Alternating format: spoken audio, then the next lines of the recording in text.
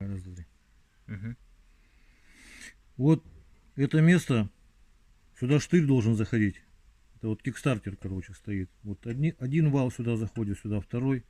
И вот этот вал, он никак не может попасть, короче. Вот решили снять фаску. Без якутского ножа ничего не получается.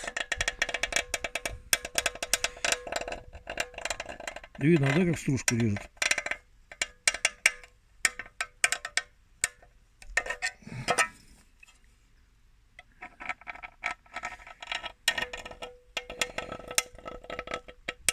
Вот так вот якутский нож.